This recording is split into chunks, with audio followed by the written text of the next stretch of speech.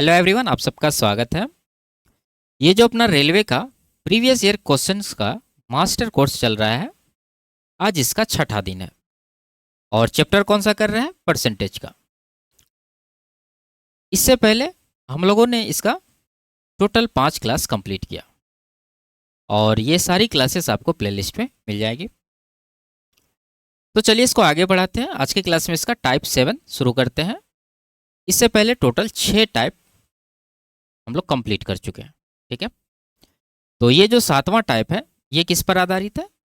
ये परिमाप, क्षेत्रफल और आयतन पर आधारित, ठीक है। परसेंटेज में जो परिमाप, क्षेत्रफल परिवर्तन या फिर आयतन परिवर्तन पर सवाल पूछे जाते हैं वो सब इसमें शामिल होंगे, ठीक है। और इन सारे एग्जाम्स में जो पूछे गए कोई भी क्वेश्चन यहाँ पर छूटा हुआ नहीं है, ठीक है। तो शुरू करते हैं। उससे पहले चैनल पर नए हैं तो चैनल को सब्सक्राइब कर लीजिए। आगे बढ़ते हैं। पहला सवाल है, यदि किसी त्रिभुज की ऊंचाई 20% बढ़ा दी जाए तथा उसका आधार 15% घटा दी जाए तो उसके क्षेत्रफल में कितना प्रतिशत परिवर्तन होगा? ठीक है। देखिए, पहले मैं आपको बेसिक से समझाता हूं। आप जानते हैं कि किसी भी त्रिभुज का क्षेत्रफल क्या होता है? 1/2 गुना आधार गुना ऊंचाई, ठीक है। तो ये जो आप 1/2 देख रहे हैं, ये सब में आएगा और ये कांस्टेंट होता है, ठीक है। तो इसका जो एरिया है वो किस पर निर्भर करता है? आधार गुना ऊंचाई पर।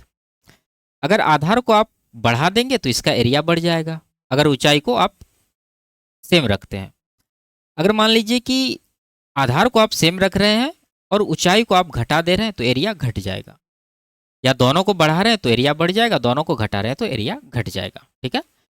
तो मेनली इसका जो है एरिया किस पर निर्भर करेगा? आधार गुना ऊंचाई पर।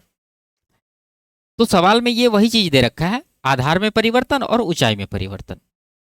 अगर आधार को हम लोग देखते हैं तो ये 15% घटा दिया है, ठीक है। आधार मतलब बेस। इसके बारे में क्या कहा इसने?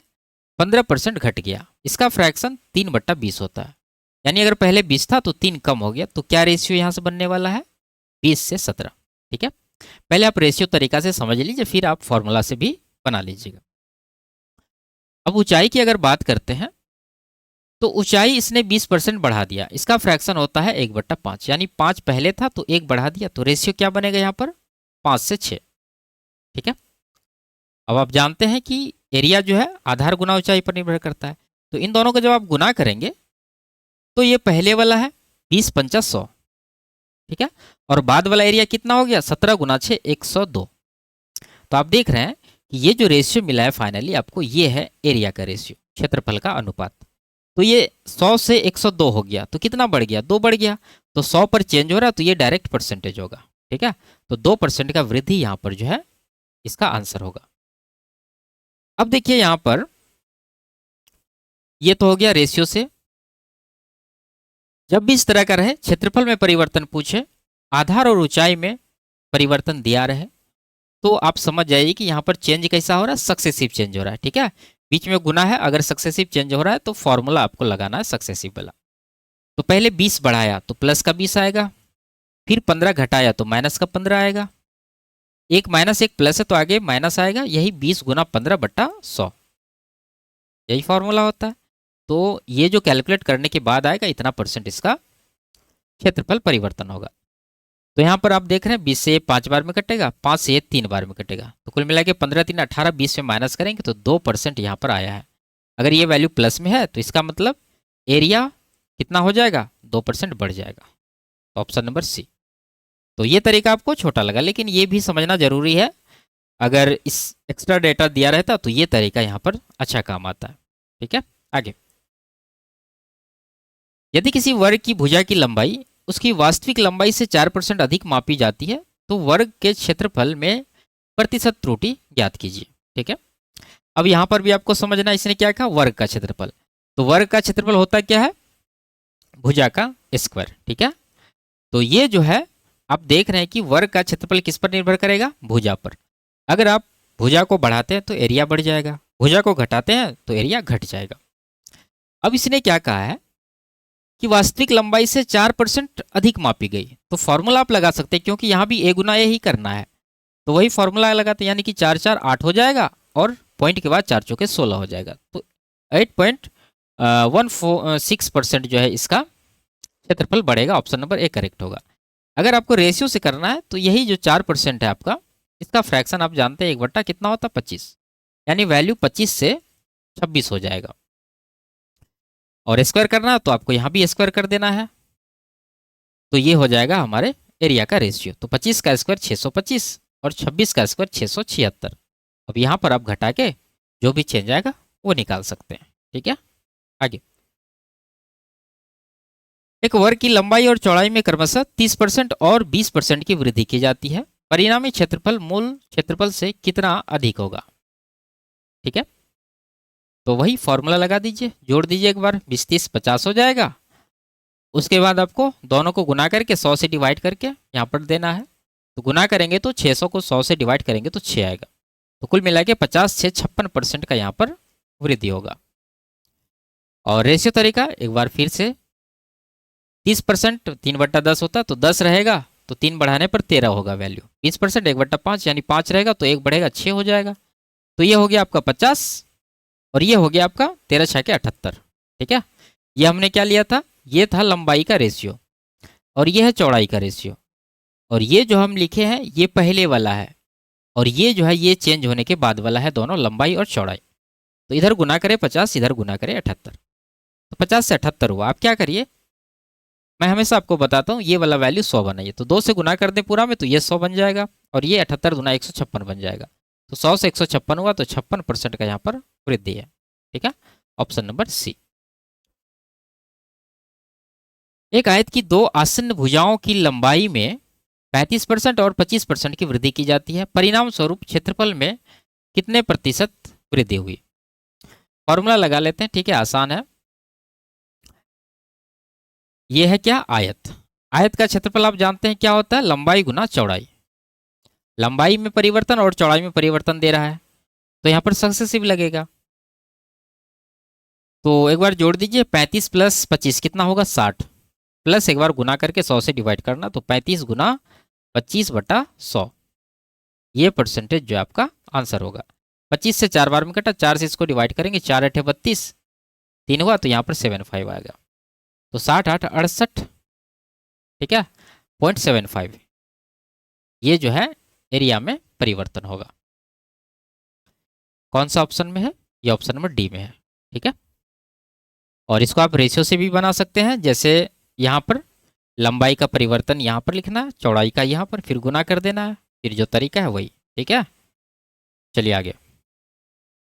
स्टेशन मास्टर ने निर्णय लिया कि एक आयताकार डिजिटल बोर्ड की लंबाई 2% बढ़ा दी जाए और चौड़ाई 8% घटा दी जाए। क्षेत्रफल में कुल परिवर्तन ज्ञात कीजिए। ठीक है, सेम सवाल, आप इसको खुद से सॉल्व करिए।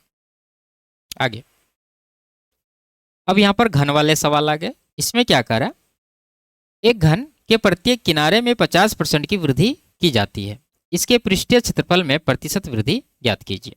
ठीक है, तो यहाँ पर आपको पता होनी चाहिए कि ये जो घन है इसका पृष्ठीय क्षेत्रफल क्या होता है। अगर टोटल सरफेस एरिया की बात करें तो यहाँ पर ये हो जाता है 6a²। ठीक है, यानी 6 गुना जो भी किनारा है उसका स्क्वायर। तो आप यहाँ देख पा रहे होंगे कि ये जो हमारा 6 है ये कांस्टेंट है, ये सब में आएगा, तो बचा क्या, a²। यानी इसका एरिया किनारे पर निर्भर करेगा। अगर किनारे को बढ़ा देंगे तो एरिया बढ़ जाएगा, अगर किनारे को घटा देंगे तो एरिया घट जाएगा। अगर कोई परिवर्तन नहीं करेंगे तो एरिया भी कांस्टेंट रहेगा। ठीक है, तो आप जान गए इसको कैसे बनाएंगे, सक्सेसिव का फॉर्मूला या फिर रेशियो। तो रेशियोस कर लें तो 50% मतलब 1/2, 2 से 3 हो रहा है और हमें करना है स्क्वायर, तो इसका स्क्वायर कर देते हैं। तो ये 4 से क्या हो जाएगा, 9 हो जाएगा। तो 4 से 9, 5 का वृद्धि है किसके ऊपर, 4 के ऊपर, तो 5/4 कितना होगा, आप जानते हैं 1/4 होता है 25%, उसका 5 गुना है, तो 5 गुना 25 125% यहाँ पर जो है इसका आंसर होगा। ऑप्शन नंबर बी में ये दे रखा है। ठीक है, आगे। अब घन वाले एक ही सवाल थे, अब घनाभ वाले हैं। ठीक है, इसमें कह रहा है कि यदि एक घनाभ की लंबाई और चौड़ाई में क्रमशः 10% और 20% की कमी की जाती है, जबकि इसकी ऊंचाई में 35% की वृद्धि की जाती है, तो घनाभ के आयतन में कुल कितने प्रतिशत परिवर्तन होगा। ठीक है, देखिए आप जानते हैं घनाभ का आयतन क्या होता है, ये होता है लंबाई गुना चौड़ाई गुना ऊंचाई। ठीक है, तो लंबाई की अगर बात करें तो ये क्या कहा है, 10% कमी। इसका फ्रैक्शन 1/10 सबको पता है। यानी अगर पहले लंबाई 10 था तो अब कितना रहेगा, 9 रहेगा। क्लियर है। अब ये है चौड़ाई, इसका फ्रैक्शन 1/5। यानी अगर चौड़ाई की बात करें तो पहले अगर 5 होगा तो अब कितना होना चाहिए, एक कम, यानी कि 4 होना चाहिए। अब आते हैं ऊंचाई पर। ऊंचाई को क्या किया है, 35% बढ़ा दिया। 35% का फ्रैक्शन होता है 7/20। यानी अगर पहले ऊंचाई 20 था तो अब कितना हो जाएगा, 27 हो जाएगा। ये कहानी आपको पहले लिखना है। अब आयतन निकालना है तो गुना करना होगा तीनों को, तो तीनों को आप गुना करते हैं। ठीक है, तो यहाँ पर आपको आयतन का अनुपात मिलेगा। जो ओरिजिनल वाला वैल्यू है ये है हमारा, तो ये हो जाएगा 5 दूना 10 यानी 1000। और ये वाला वैल्यू कितना होगा, तो आप एक काम करिए, यहाँ पर कट रहा है, ठीक है, 2 से काट लेंगे और यहाँ पर काट लेंगे 2 से 5 बार में। तो अब जो है ये हमारा, ठीक है, इसको थोड़ा सा, अब जो ये है 5 गुना 5 25 दूना 50, 500 हो गया। और ये हो गया 9 दूना 18, 18 गुना 27 करना है। ठीक है, तो बचा कितना, 12, 18 दूना 36, 12 48, 486 होगा। अब आप क्या कर सकते हैं, यहाँ पर घटा सकते हैं, तो घटा ही लेते हैं। 14 का यहाँ कमी हमें दिख रहा है, किसके ऊपर, 500 के ऊपर। तो ये कितना परसेंट होगा, 100% से गुना कर लेते हैं, तो जीरो कट जाएगा। 5 से ये इसको डिवाइड करेंगे तो 5 दूना 10 जाएगा, 5 अट्ठे 40, यानी 2.8% का यहाँ पर जो है वृद्धि आने वाला है। ठीक है, तो यहाँ ऑप्शन नंबर बी में है, ये हमारा करेक्ट आंसर होगा। आप यहाँ पर इसको 100 बना भी सकते हैं, यहीं पर डायरेक्ट 5 से डिवाइड कर दीजिए, इसको भी कर दीजिए, फिर जो आएगा वो चेंज आप देख लीजिए, वो आपका आंसर होगा। जो तरीका आपको बेहतर लगे उससे सॉल्व करिए। आगे, एक घनाभ की लंबाई चौड़ाई और ऊंचाई का अनुपात ये दे रखा है। ठीक है, यानी LBH का ये रेशियो है। यदि घनाभ की लंबाई चौड़ाई और ऊंचाई में क्रमशः 25%, 33 और 40% की वृद्धि की जाती है तो नए घनाभ का आयतन मूल घनाभ के आयतन का कितना गुना है। ठीक है, देखिए ये भी सवाल पिछले सवाल के जैसा ही है, लेकिन यहाँ पर आप एक चीज़ देख रहे होंगे कि ये LBH का रेशियो दे रखा है, तो इसका कोई यहाँ पर काम नहीं होने वाला है। ये आपको बस कंफ्यूज करने के लिए सवाल में दे रखा है। ठीक है, सिंपल सा वही तरीका, आपको तीनों का रेशियो लिख लेना है। L, इसने लंबाई को क्या किया, 25% बढ़ाया, इसका फ्रैक्शन 1/4 होता है।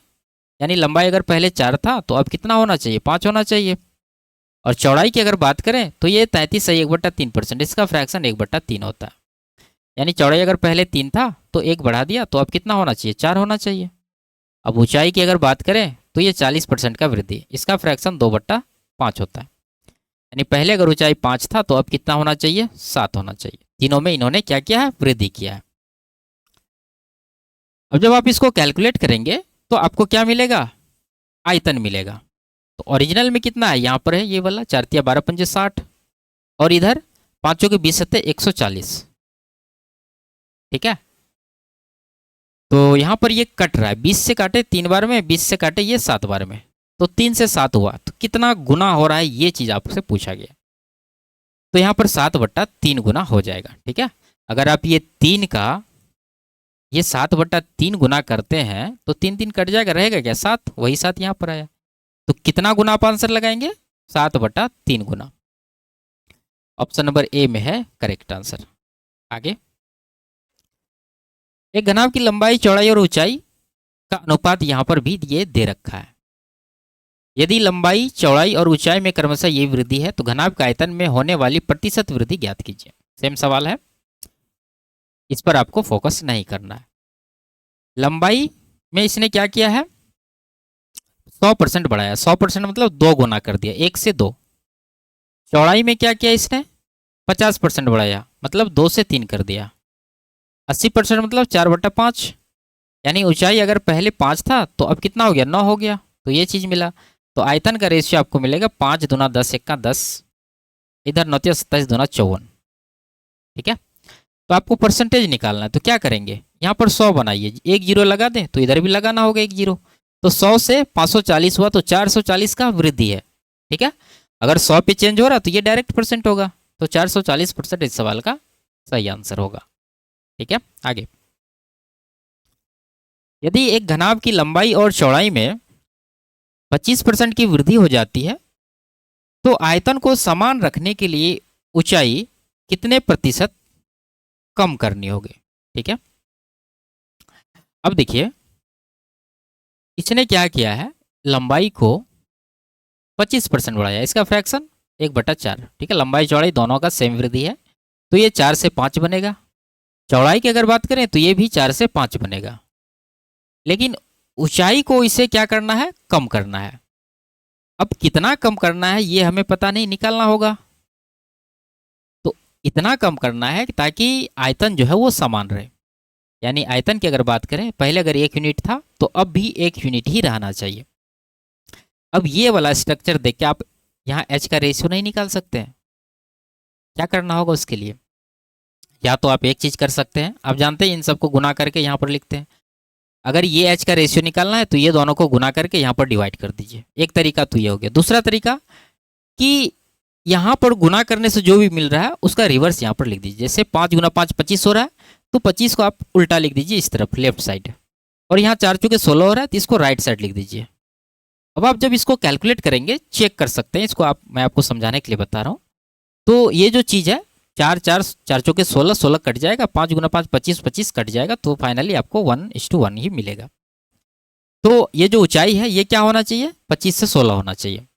तो यहाँ वृद्धि कितना है, ये कमी कितना है, तो आप कहेंगे 9 का कमी है, किसके ऊपर, बेस वैल्यू 25 रहेगा, तो 9/25 कितना होगा, 1/25 होता है 4%, इसका 9 गुना है तो 36%। ठीक है, तो ऑप्शन नंबर सी इसका करेक्ट आंसर। क्लियर है यहाँ तक, आगे। यदि एक बेलन की त्रिज्या 20% बढ़ा दी जाए, ठीक है, अब आ गया सवाल किस पर, बेलन पर, और ऊंचाई 30% घटा दी जाए तो बेलन के वक्र पृष्ठीय क्षेत्रफल में कितने प्रतिशत की कमी होगी। अब यहाँ पर आपको फिर से समझाता हूँ कि बेलन का जो वक्र पृष्ठीय क्षेत्रफल है ये क्या होता है, ये होता है 2πRh। ठीक है, जिसमें ये जो आपका 2π है ये कांस्टेंट रहेगा, सब में आता है ये। तो ये एरिया जो है किस पर निर्भर करता है, रेडियस इनटू हाइट। ठीक है, यानी त्रिज्या गुना ऊंचाई पर। तो रेडियस की अगर बात करें तो इसने क्या किया है, त्रिज्या 20% बढ़ा दिया, इसका फ्रैक्शन 1/5, यानी पहले अगर 5 था तो अब कितना कर दिया, 6 कर दिया। और ऊंचाई की अगर बात करें तो ये 30% घटा दिया, यानी अगर पहले 10 था तो 3 घटा के 7 कर दिया। तो ये जब आप कैलकुलेट करेंगे तो आपको एरिया का रेशियो मिलेगा। तो ये हो गया 50 और ये हो गया 42। तो इसको क्या करेंगे, 50 को 100 बना लेंगे, तो यहाँ 42 दूना 84 हो जाएगा। 100 से 84, 16% का यहाँ पर क्या हो गया, कमी हो गया। ऑप्शन नंबर बी करेक्ट है। और इसको आप फॉर्मूला से भी बना सकते हैं, वही सक्सेसिव का फॉर्मूला लगा दीजिए, 20 बढ़ाया 30 घटाया, फिर आगे -20 × 30/100। ठीक है, तो ये काट दीजिए, 20 में 30 6 36 माइनस करेंगे तो माइनस का 16% आएगा, तो माइनस का 16 है, इसका मतलब कमी है, जो कि यहाँ भी आया है। तो दोनों तरीका यहाँ पर ठीक ठाक है। आगे, यदि बेलन की त्रिज्या 30% बढ़ा दी जाए और ऊंचाई 30% घटा दी जाए तो बेलन का वक्र पृष्ठीय क्षेत्रफल कितना प्रतिशत बदलेगा। ठीक है, तो देखिए अगर यहाँ सक्सेसिव आप लगाते हैं तो क्या हो जाएगा, आप जानते हैं मैंने आपको फॉर्मूला में बताया कि अगर वृद्धि परसेंट और कमी परसेंट बराबर रहता है तो फॉर्मूला यहाँ लग जाता है x²/100%। x क्या है, ये परसेंटेज। तो यहाँ 30 है तो 30 का स्क्वायर 900, 900 को 100 से डिवाइड करिए तो ये आ जाएगा 9%। और ये जो 9% आता है ये हमेशा कमी में आता है। तो ये जो पृष्ठीय क्षेत्रफल है इसका कितना बदलेगा, 9%, ऑप्शन नंबर डी। और अगर आप रेशियो से बनाते हैं तो त्रिज्या को इसने 30 बढ़ाया, यानी कि 10 से 13 किया, और ऊंचाई को इसने क्या किया, 30 घटाया, यानी कि 10 से इन्होंने 7 कर दिया। तो आप देख सकते हैं यहाँ पर इसका एरिया अगर आप फाइंड करेंगे तो 10 का 2 बार गुना होगा तो यहाँ 100 बन जाएगा और यहाँ पर 13 सत्ते 91 बन जाएगा। 100 से 91 हुआ, 9 का कमी है, 100 पर चेंज हो रहा है तो डायरेक्ट परसेंटेज। ठीक है, आगे 12 सेंटीमीटर ऊंचाई वाले एक बेलन का वक्र पृष्ठीय क्षेत्रफल ये दे रखा है। यदि बेलन की त्रिज्या 2 गुनी कर दी जाए और उसकी ऊंचाई 25% बढ़ा दी जाए तो बेलन के मूल आयतन और नए आयतन के बीच का अनुपात ज्ञात कीजिए। ठीक है, जब हमें रेशियो ही निकालना है आयतन का तो ये डेटा से हमें कोई मतलब नहीं है। ठीक है, ये बस सवाल को लंबा बनाने के लिए और कंफ्यूजिंग बनाने के लिए दिया है। तो ये जो बेलन का आयतन है, आयतन होता क्या है तो आप कहेंगे पाई आर स्क्वायर एच। ठीक है, तो इसमें जो पाई है आपका ये कांस्टेंट है, तो आयतन किस पर निर्भर करेगा, रेडियस के स्क्वायर इंटू हाइट पर।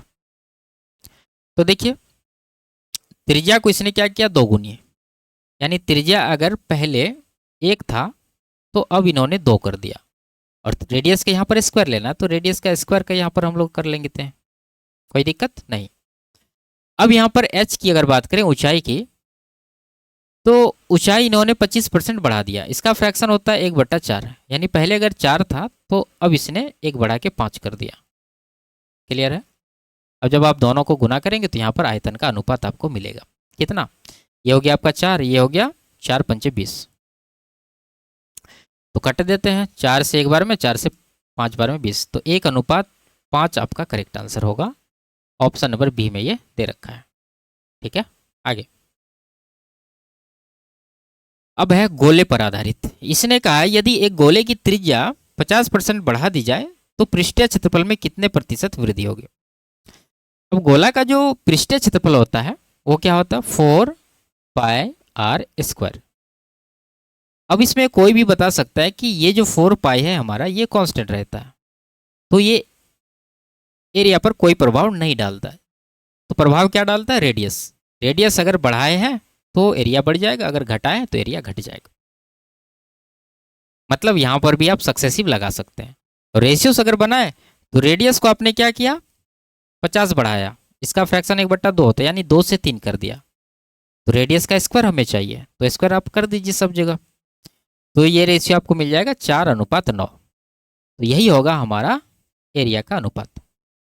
तो 4 से 9 हुआ, कितना बढ़ गया, 5, किसके ऊपर, 4 के ऊपर, तो 5/4 कितना, 125%। ठीक है, 1/4 25% होता है, उसका 5 गुना करेंगे तो 125% हमारा आंसर होगा। तो क्षेत्रफल इसका 125% बढ़ जाएगा। आगे यदि गोले के पृष्ठीय क्षेत्रफल में 69% की वृद्धि होती है तो आयतन में प्रतिशत वृद्धि ज्ञात कीजिए। ठीक है, देखिए पिछले सवाल में आपने क्या देखा कि ये त्रिज्या का जो वृद्धि है वो परसेंटेज दिया है, एरिया का हमसे पूछा तो क्या किए, जो त्रिज्या उसका अनुपात निकाल के फिर स्क्वायर कर दिए, एरिया का रेशियो हमें मिल गया। ठीक है, अब अगर मान लीजिए कि एरिया आपके पास दिया है, रेडियस अगर निकालना हो तो क्या करना होगा, रेडियस का निकालना है तो इसका स्क्वायर रूट लेना होगा, या फिर रेडियस का स्क्वायर का निकालना होगा तो सेम चीज हो जाएगा। जैसे आप यहां पर समझेंगे, ये एरिया की अगर बात करें, अगर पहले 100 होगा तो अब कितना होना चाहिए, 69% ये बढ़ा रहा है तो 169 होना चाहिए। तो यहाँ पर रेडियस का स्क्वायर का अनुपात यही होगा, लेकिन रेडियस का अनुपात अगर आप निकालते हैं तो उसके लिए इसका वर्गमूल लेना होगा, तो 100 का वर्गमूल 10 आ जाएगा, 169 का वर्गमूल 13 आ जाएगा, यानी हम कह सकते हैं कि ये त्रिज्या का अनुपात है। अब हमें निकालना है आयतन का अनुपात। अब देखिए गोला का जो आयतन है वो क्या होता है, वो होता है 4/3 पाई आर क्यूब। अब जान रहे 4/3 पाई ये कांस्टेंट होता है, तो इसका आयतन किस पर निर्भर करेगा, रेडियस के क्यूब पर। रेडियस अगर आप बढ़ाते हैं तो आयतन बढ़ जाएगा, अगर घटाते हैं तो आयतन घट जाएगा। तो यहाँ पर आपको रेडियस का क्यूब निकाल देना है, यही हो जाएगा आयतन का अनुपात। तो 10 का क्यूब 1000, 13 का क्यूब कितना होता है 2197। ठीक है, ये चीज़ आपको याद होनी चाहिए। अब वृद्धि निकालना है तो आप क्या करेंगे, इसको 100 बना लीजिए। 100 बनाने के लिए 10 से डिवाइड कर देते हैं, यहाँ भी करना होगा, तो ये तो 100 बन गया और ये बन गया 219.7। तो ये अनुपात आया। तो 100 से इतना हो रहा तो कितना का वृद्धि है, तो आप कहेंगे 119.7 का यहाँ पर वृद्धि है। और 100 पर चेंज हो रहा तो डायरेक्ट परसेंटेज होगा। तो ऑप्शन नंबर डी यहाँ पर करेक्ट होने वाला है। ठीक है, आगे। यदि गोले की त्रिज्या 20% बढ़ा दी जाए तो नया आयतन मूल आयतन का कितना होगा। देखिए, अभी आपको हमने बताया कि गोला का जो आयतन वो किस पर निर्भर करेगा, त्रिज्या के क्यूब पर। अब यहाँ त्रिज्या की ये 20% बढ़ा रहा है। रेडियस की अगर बात करें तो 20% 1/5 होता है। पहले अगर 5 होगा तो अब 6 होना चाहिए। आयतन हमें निकालना, तो क्यूब लगा दीजिए सब में। तो रेडियस का क्यूब ही इनका क्या होगा, आयतन का रेशियो होगा।